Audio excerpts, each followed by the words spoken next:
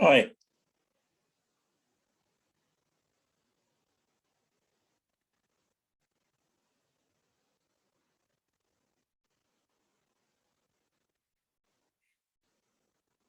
What expectation do you have for today?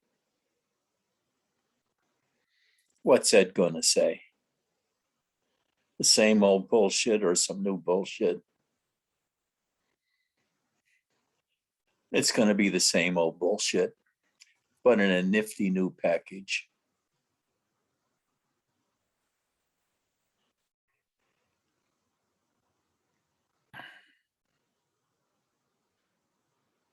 What is spirituality all about?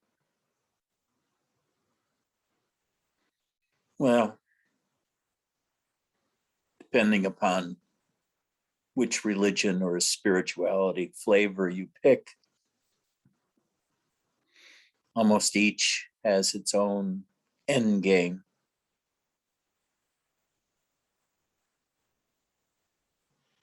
I think in some way they all try to free us from the mundane world we were born into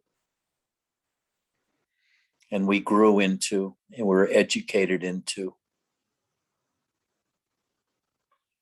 until we found a spirituality that takes us out of that into a bigger world, into greater freedom, so to speak, maybe to a different prisoner of concepts, but a bigger prison.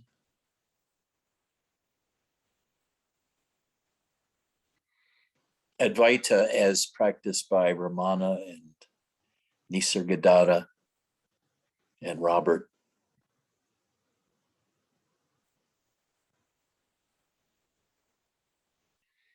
take us to progressive stages of freedom. Freedom. Those were the last words that Robert spoke before he died. He just kept repeating freedom, freedom, freedom over and over again.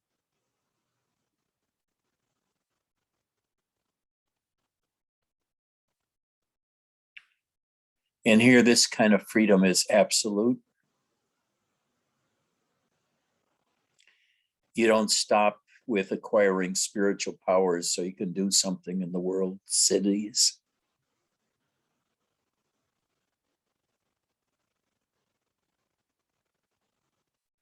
You don't stop acquiring one thing after another.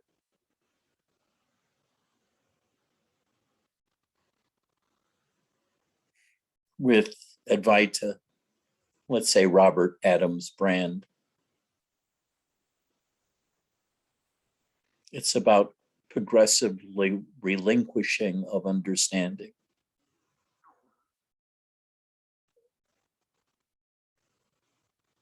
First, relinquishing the understanding that you're a person and dropping that for the understanding you are of all of consciousness. And finally, dropping that to the understanding you are the absolute, which is beyond existence and therefore has no properties whatsoever. And it can't be described in words or concepts.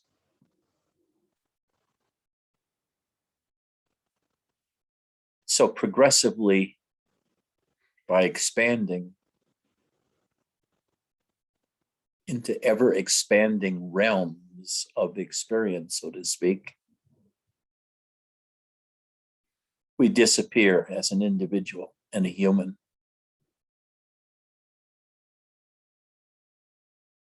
And find progressive degrees of freedom till we're free from all of it, all of existence.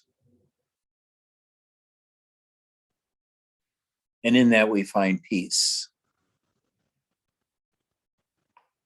and resting into ourself, which means resting into our experience of everything, including consciousness, the external world, the internal world. and then eventually no world whatsoever, where there's just an unchanging nothingness of non-existence. That way we can approach death already having lost what we're going to lose when we die physically. And therefore the Zen statement, if you die before you die, when you die, you don't die. Catchy, isn't it? If you die as a concept to yourself, before you die physically, then when you die physically, you don't die. Meaning by that time, you've accepted non-existence as your true nature.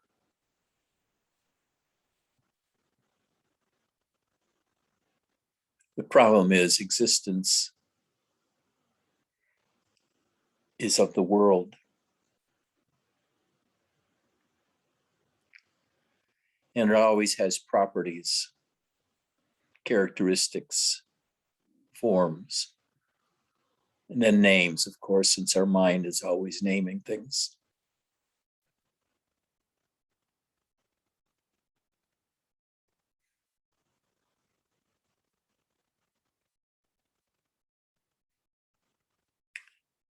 But I think most religions and spirituality are there to prepare us for the time of death. So the focus is on that. For Christianity, it's life ever after, either in hell or in heaven or purgatory.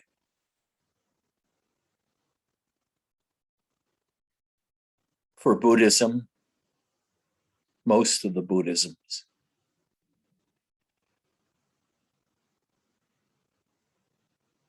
there's no rebirth.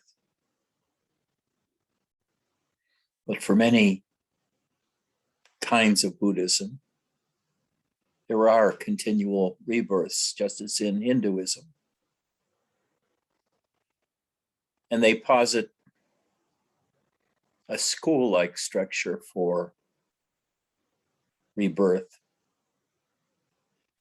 where you're born over and over again in different situations and perhaps more evolved situations. And every time you're reborn, it's a new situation with new lessons to be learned, spiritual lessons. Personally, I think this is an asshole way of looking at things. That you're born to learn lessons. 5th grade, 6th grade, 7th grade, graduate school, PhD, postgraduate.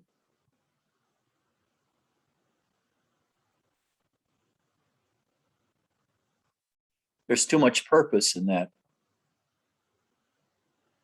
You can live your life trying to learn lessons every day. What lesson did I learn today?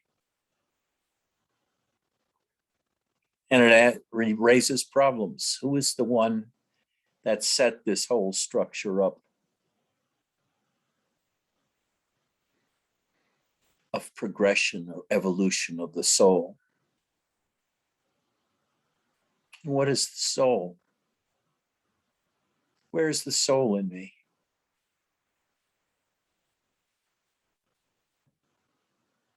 It creates lots of problems.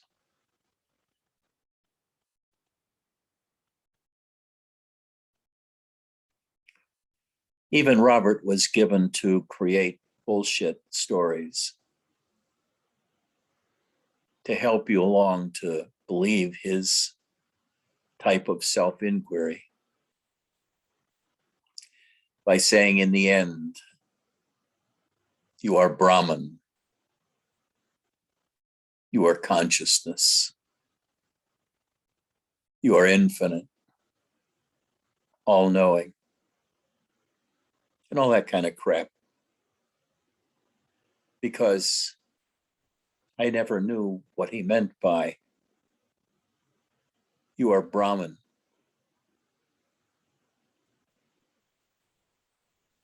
You are infinite,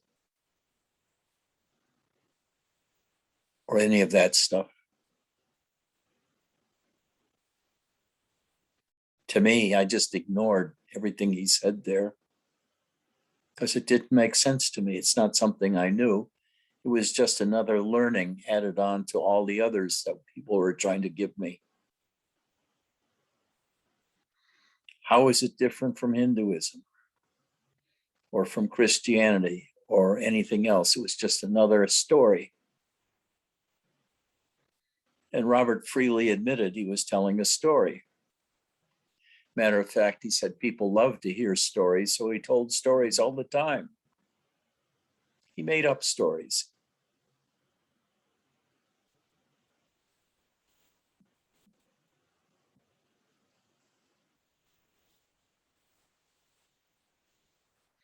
So what is life without stories?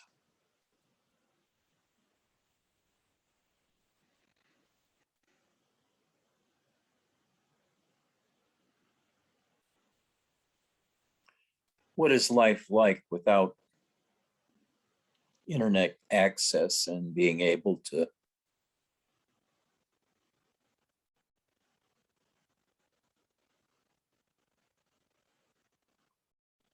look at the thousands and thousands and millions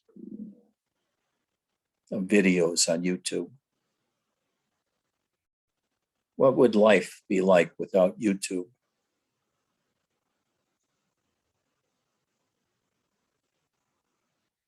I couldn't scroll and see how to live, what life is like on a wide boat on the canals in Europe or a narrow boat in England. I couldn't learn to what the fastest turbojet single prop planes there were and how much they cost and how to get them, how to repair them.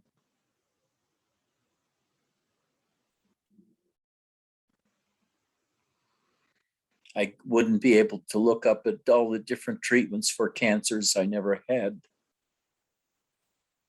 I couldn't entertain myself all day long, learning, learning, learning, learning.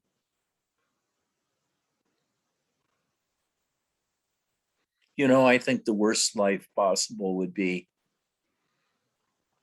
to spend 10 years looking at YouTube at different spiritual teachers. Can you imagine how sick you'd be of spirituality after 10 years of me, 10 years of David Spiro, 10 years of watching Krishnamurti? I never got Krishnamurti because all he ever talked about was how fucked up we were. Our minds were splintered and scattered and always fighting each other parts of minds. I didn't know what the goal was.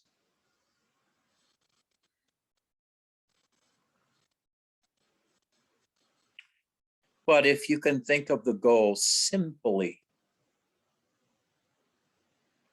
in the system that I use, I depend on, if I'm going to use a story, is one of progressive freedom. Freedom from the mundane world that we're born into, of thinking I'm a 6-year-old boy going to the first grade, where for the next 12 years they pile shit after shit on me. And I get tested if I remember what that shit is and which of the shit is more true than the other parts of the shit. But it's all shit. It's all concepts they keep throwing at me to get me to conform to a larger and larger legal and social system.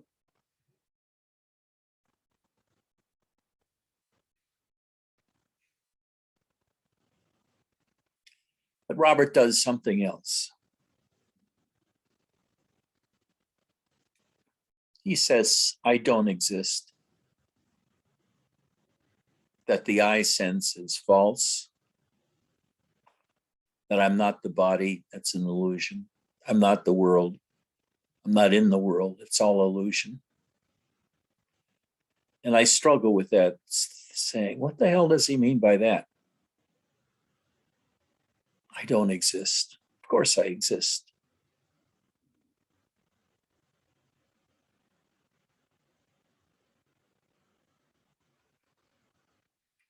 The strange thing is, even after I had the experience where I didn't exist, that I was beyond existence and non-existence came to me. Consciousness came and left me, who was without any property in consciousness at all. And it bothered the hell out of me because it frightened me to have nobody there to take care of things. And I called up Robert and said, I'm scared. I don't exist. There's nobody to watch the store. And Robert said, of course you exist. You're talking to me, aren't you? Which totally gave lie to his teachings. That the body was real, the world was real. He said, of course you're real, you're talking to me. And I'm brought back into the old way of seeing things as being a person in a body.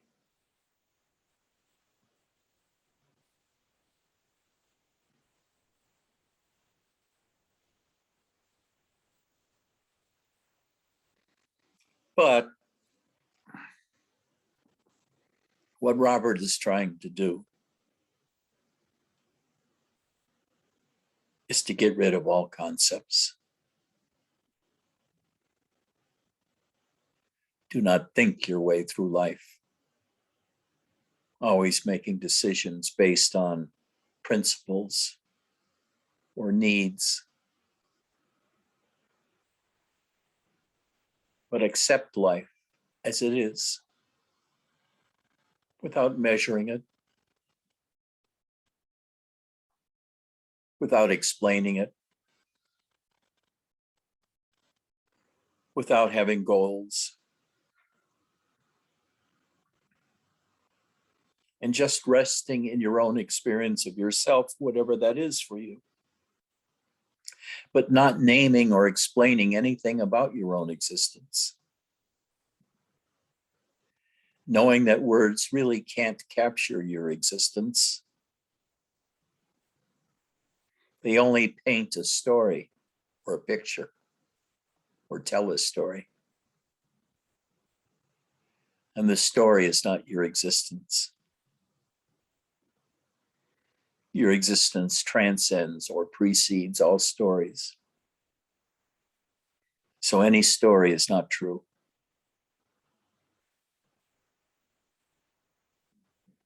So you live with empty mind. You live relaxed, submerged in your own experience of life.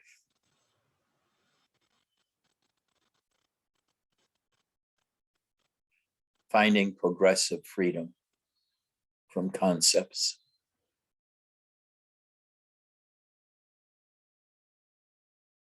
You're not a man, you're not a woman. You're not a child, nor are you a dog. You're not a house. You're not a human. You don't exist. And yet at the same time, you exist as a concept.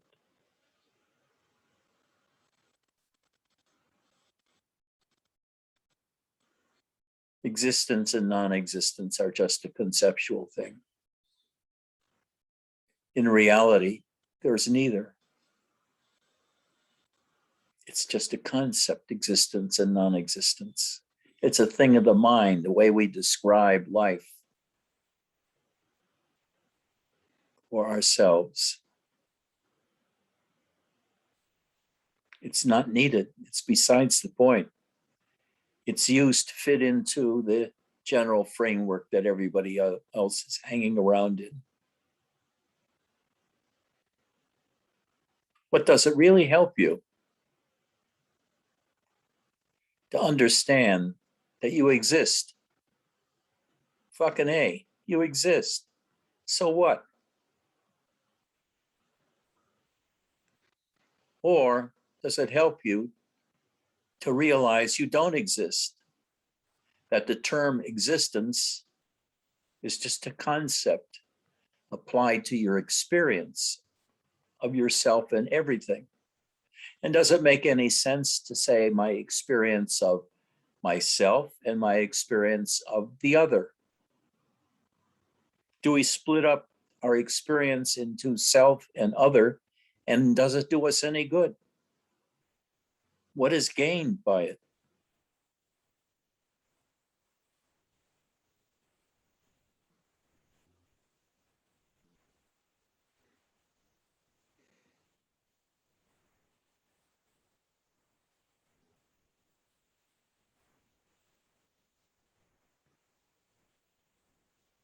What is gained by having any concept about anything?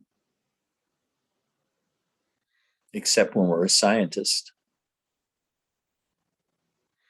Or maybe an athlete trying to figure out how to throw a ball farther and more accurately.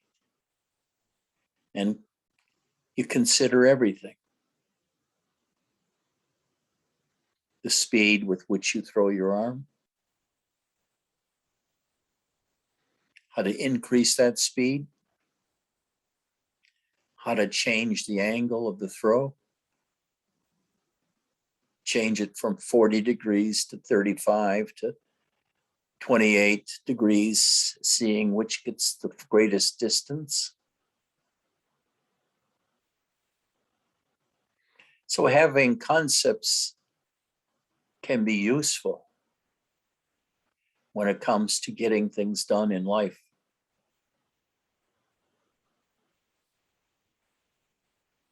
Even feeding a baby its bottle. What temperature should it be? How often? Do you feed just when he cries or she cries?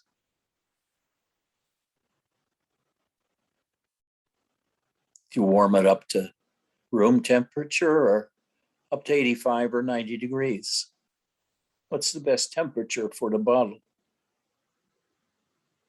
Thus, we're always thinking, because somewhere in us, we have goals to make the baby comfortable and feeling loved. So we want to see at what temperature he or she likes her milk. Body temperature, like a mother's tit, 97 or so degrees.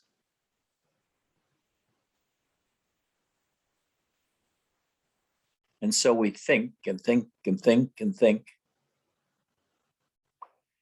And when you get old, you don't think so much anymore because you don't care about those kinds of things. And instead, you substitute memory, going over all the fucking things you've done in your life that upset you or make you feel good. When I used to go over to my mother's when she was in her late 90s, all that she talked about was, do you remember when? Over and over again. That's what our conversations consisted of. Not what's happening in the present, although that happens mostly on my side. But for my mother, I think in her mind, her life was over. And she was just reliving her past experiences with me when we were together. I hated that. It's like she was taking away our immediate contact in the here and now and replacing it with emotions about memories.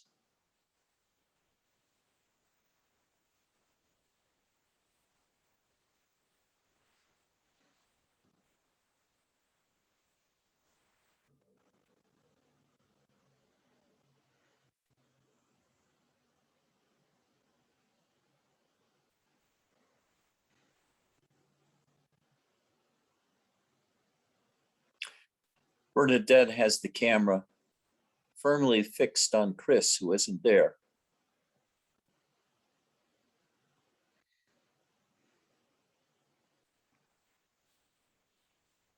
Samogi is hiding her eyes from our camera so we can't see her face. She's shy. She denies it. Shall we have her speak about what's going on? Vesselina smiles and says, call on me. I'll tell you what I'm thinking about.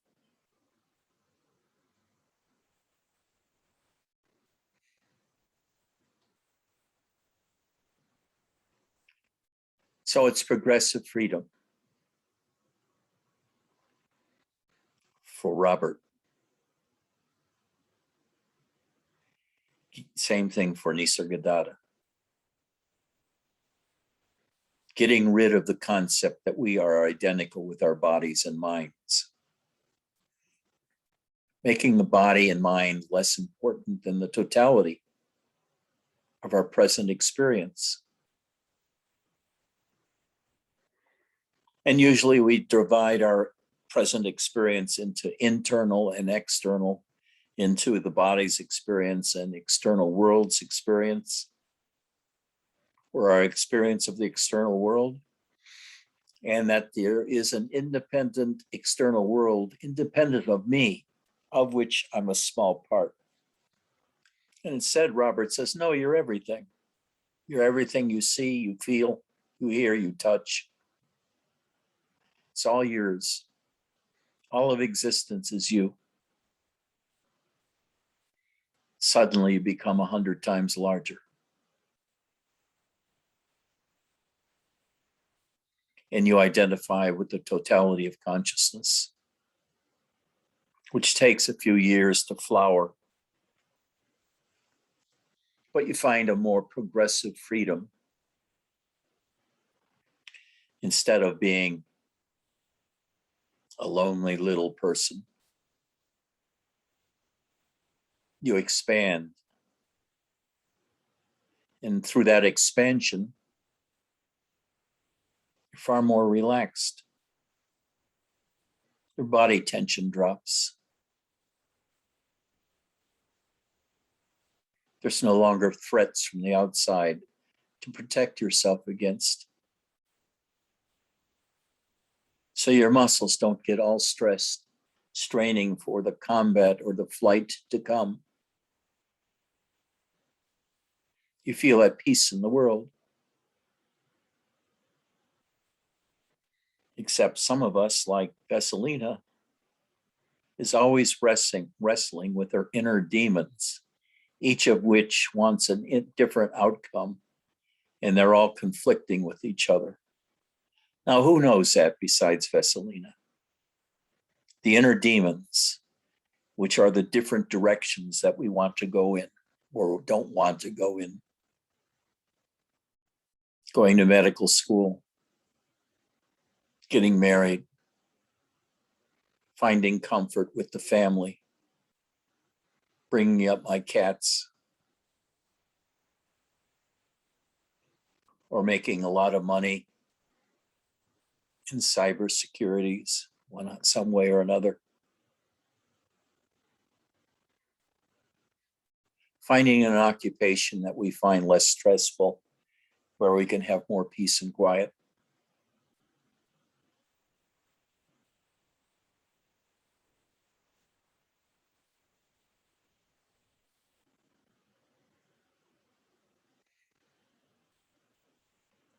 But when you get old, you more or less resolved all those problems.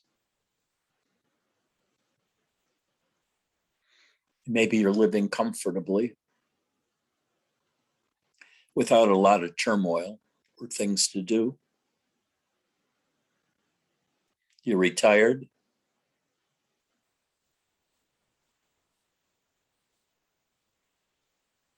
You've got steady income coming in from Social Security and maybe other investments you have. Maybe you collect rent.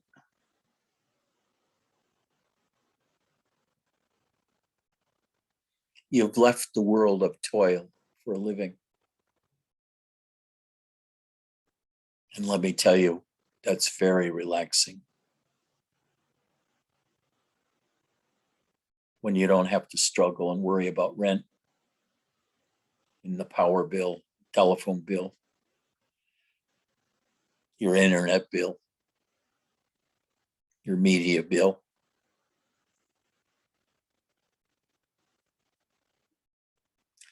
But more and more, you have to worry about your health. The skin cancer,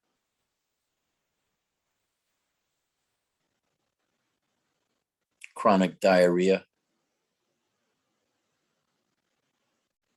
chronic joint pain, hip replacement, shoulder replacement, broken bones from falls.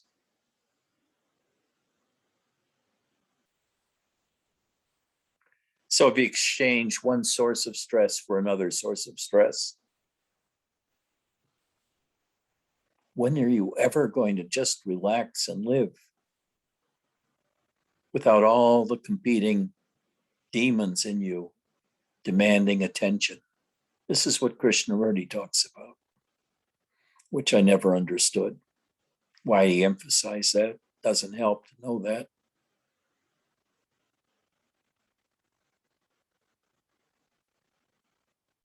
So what demons are you trying to get rid of, Eric? You don't have to say anything. Just ask yourself that. What's your demons? Bernadette is your demon, Chris? Or is it some other demon? Vasilina has so many demons. She has names for each of them, and they're got legion.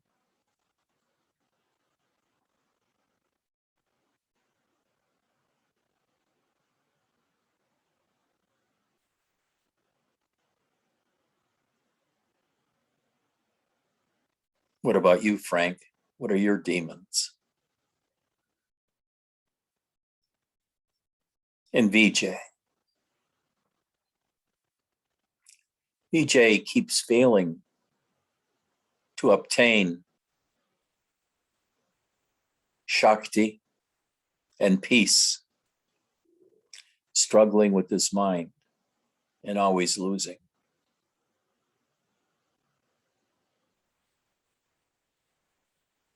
What am I struggling with? Right now, very little, except grieving the death of my cats. Worried about my health a bit, but not much. Thinking about dying, what it's going to be like. And part of me says, how can I die? I don't feel like I could die. I feel like I've always been and always will be. So there's this, either this is a false concept on my part, and that my feeling is really something entirely different. And I shouldn't believe it's that I'm feeling my own immortality, or else I'm feeling that immortality that Robert talks about, that we are eternal, even though the body is not.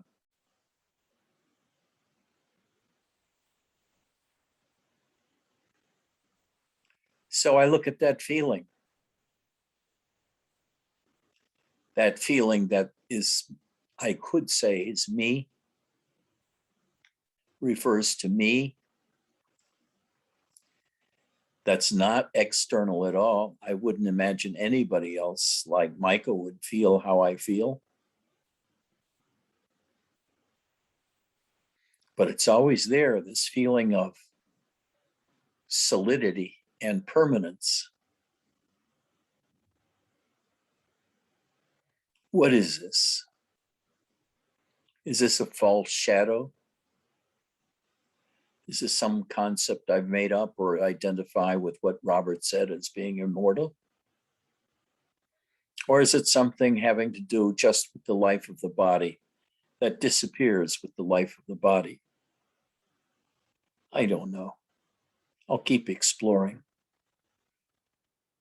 I'll keep looking and feeling.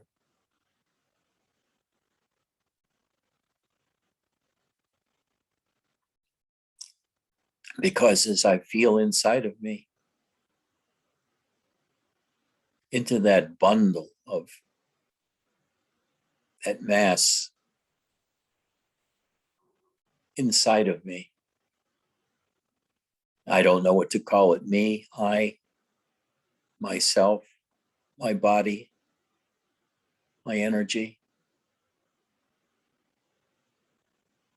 As I focus on it, I feel its power growing until it encompasses all of me and gets bigger and bigger and bigger and spreads throughout reality, or the world, I should say, not reality. That's a different concept. But it feels it permeates into my external world. Now, is my external world the same as Ian's? Well, he's in Australia. Is the Australian external world the same as the Arizonan external world? What the hell are we talking about anyway, external world, as a generic term, doesn't it? Isn't it more individual in that? That's different for each of us? Or do we take external world to be a concept, like outside of our skin, and the external world in a sense is the same for everybody because it means what is outside of our skin at the time we're thinking about it? It gets confusing, doesn't it? So what if we, as Robert said, shut the fuck up and just be? And that's what he's all about, is, and so is Sansanin, who said you must become dumb as a rock. In other words, just shut the fuck up, stop thinking, stop wondering, stop pondering, and just live. Well, it's good enough to say that, but it really doesn't work as a teaching device because nobody can just shut the fuck up, because the mind just keeps going and going and going and wondering and playing games. So the only way to really get to a place where you're not thrown about by the mind is to get below it by really sinking into your body and getting the focus of your consciousness, the center of consciousness, out of your head and into your body, where the feeling is completely different from being in your head. Being in your head, having the center of consciousness in your brains, like most people do, because they're visual and there's thinking, they're highly aware of the thinking. Every moment the thoughts are going through and they either process them or they let them go. But once you sink into your mind, into your body, sink downwards through your neck, through your chest, and into your waist, into your belly, You're literally 1,000 miles away from your mind at that point. And the mind is just talking and talking and talking, but you pay it no heed. And after that, it seems to slow down because you're not encouraging it by following it and pouring energy into it. And when the life force is not poured into the mind, its strength via VU weakens.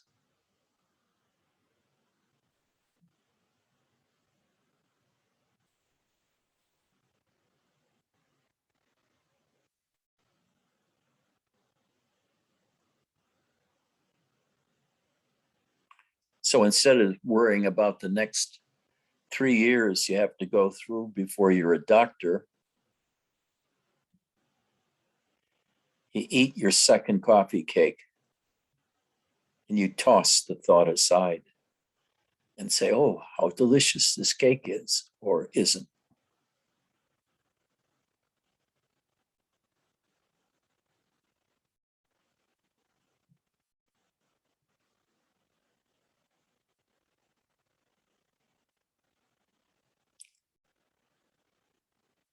Progressive freedom. Then Robert and Nisargadatta take you a step further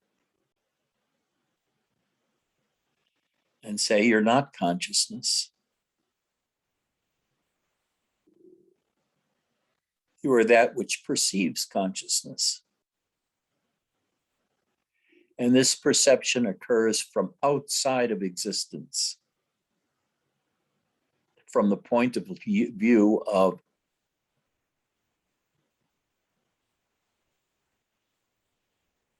the so-called absolute or witness that they postulate exists. And you sometimes can feel that because you get into a state of meditation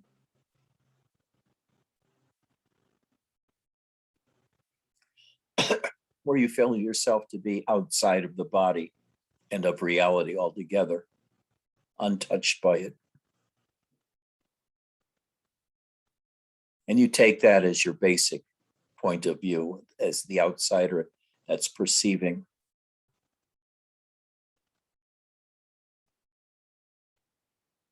And this point of view is extremely powerful because there's nothing in existence that can harm you.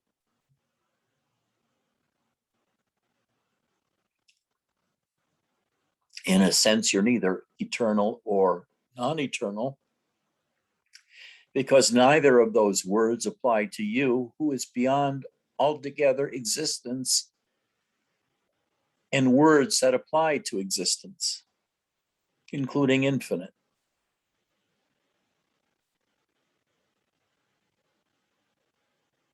Yes, there's no infinite in existence, but the concept arises because we see limitations and boundaries everywhere in existence, and we can think of what it's like with no boundary. So the concept of infinity still comes from the limitations of our awareness in existence. But neither of those terms apply to who we really are, which is altogether before concepts and before existence.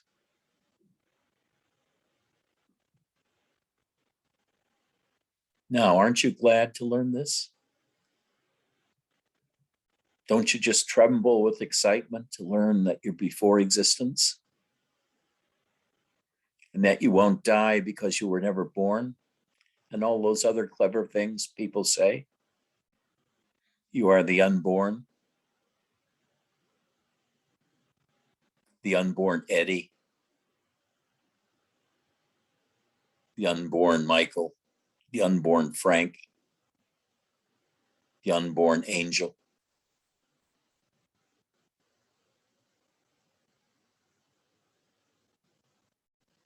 Has that concept of being unborn helped you at all?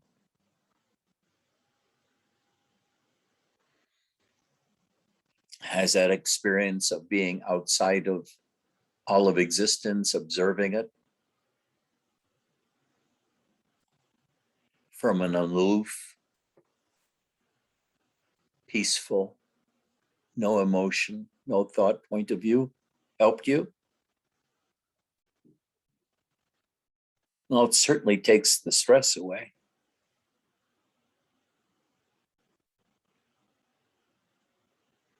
But after a while, I think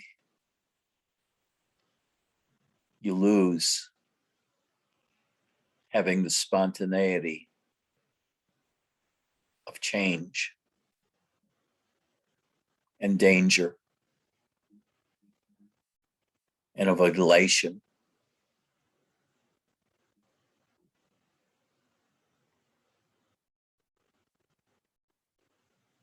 So what to do? What to do?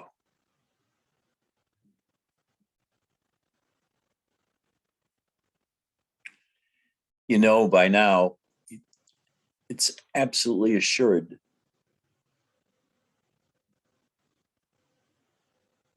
that there are no words or concepts to guide you.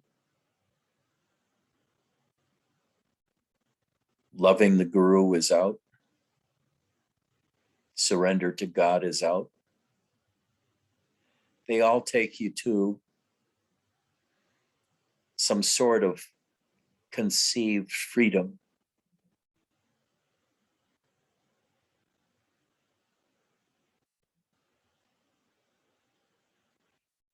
But is that freedom really good for you in any way, shape, or form? Or is it just posited as being good for you? That Robert says, don't react to the world. And you'll get more and more peaceful and happier and happier. Is that true? Have you tried it? Does it work? It certainly didn't work for me. Because I had my mind.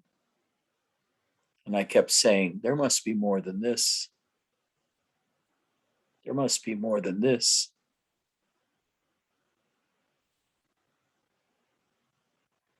And then I had the experience of God realization, and which immediately brought me out of the mundane world into the divine world of spirit, where everything was spirit, not matter. So yeah, it's a fucking big change, a wonderful change, an expansion. I no longer felt like a human, but had the freedom of being spirit, of having the power of God flowing through me. And it changed everything.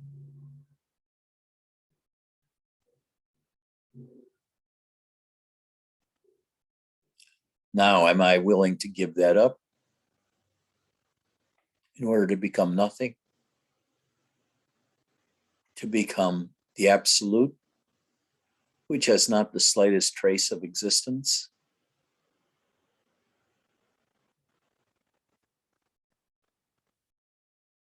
Well, I guess I can't. I won't.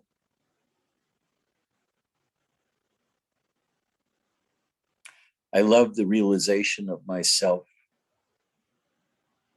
as spirit and energy,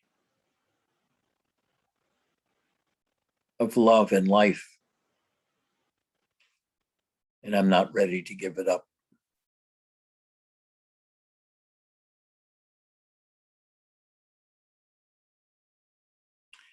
And I don't think that any of those gurus who claim themselves to be free of it and living in the absolute were willing to give up life.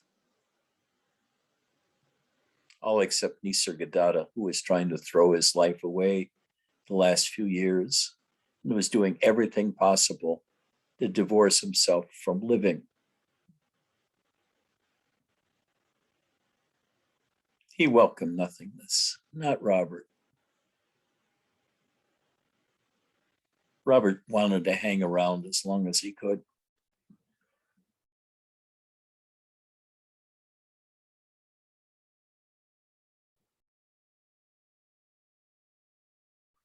Now, I hope you were transfixed by this talk. You thought it was my best talk ever, and that you're going to remember it to the end of time, and it's going to bring you swiftly to full enlightenment in no time at all.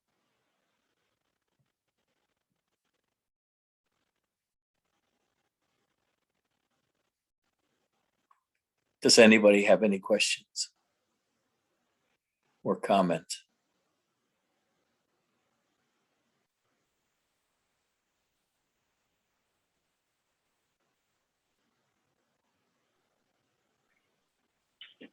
Good morning, Ed. Hi. Yeah, and everyone. I had a wonderful experience yesterday.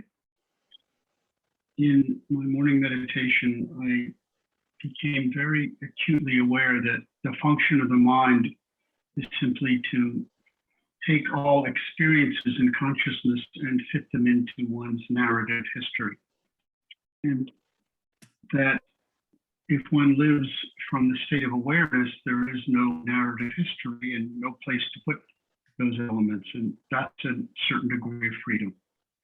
Yes. And then a short while after that, I was in the bathroom and looked down on one of the tiles and saw this little tiny speck. And I became totally absorbed in staring at it and saw that it started to move. It was moving in circles or barely circles, and I was wondering what kind of existence that was. And I knew that there was a time when I would have simply picked it up and crushed it and tossed it in the trash. Somehow, yesterday morning, I realized that it was of the same substance as I was. Yes. That it was living in its own state of awareness. Yes. It had its own consciousness, and the idea of killing it was abhorrent. I couldn't imagine it. And then I simply picked it up and took it aside. But there was And then it about stung that. you and you died. How could you? You finished the story for me. It was a really enlightening moment. I know. And, that happens many times. It's repeated over and over again. And we become more and more empathetic towards all creatures, large and small. Except for people that kill creatures. We have no empathy for them. Yes. I have to go to work now, so because I'm one of those who is still doing that. Okay. I'm pleased with being with all of you today. I'll see you on Sunday. Okay. Take care. Bye-bye. Bye-bye.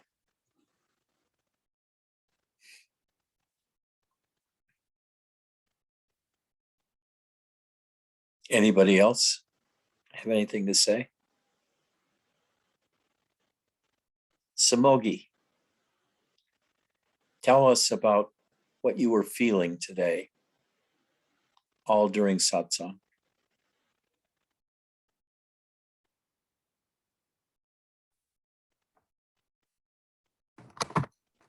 Do you hear me now? Yes. Okay. I don't know where I was, so it's hard to speak about this because I was not there. So when you talk to me, then I need a little time to come back. So where did you go?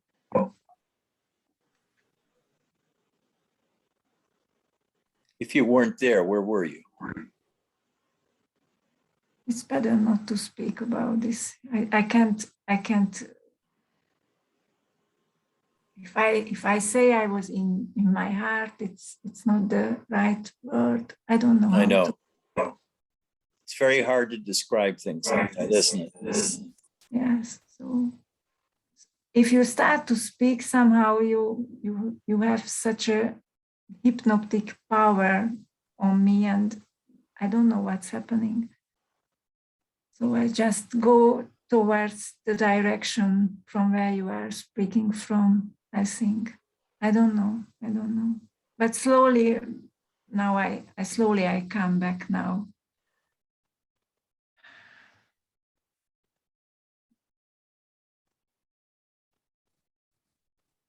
I will write you about this. I can't speak now. After Okay. that, I speak. Okay. During the whole day, I think on you, on the satsang, but if you speak to me, then I forget all the words.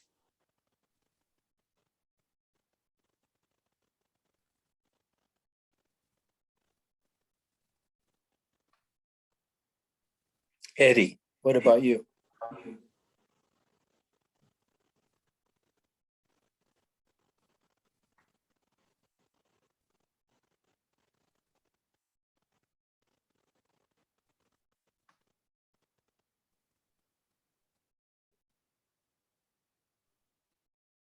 We can't hear you, Eddie.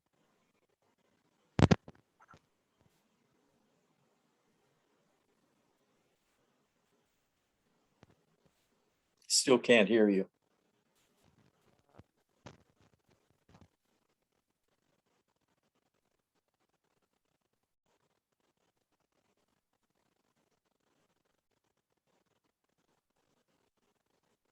Still can't hear you.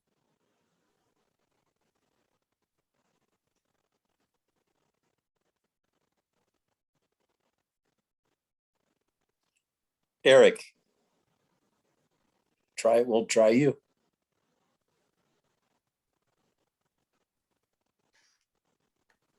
I don't really have much to say today. Thanks for the talk.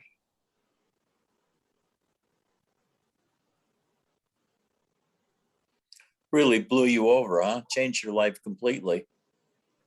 Yeah, I'm a new man now.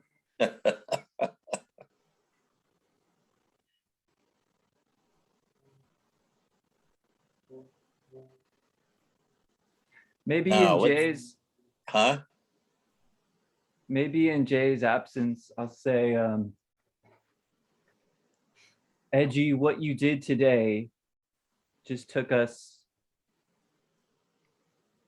beyond the divine. And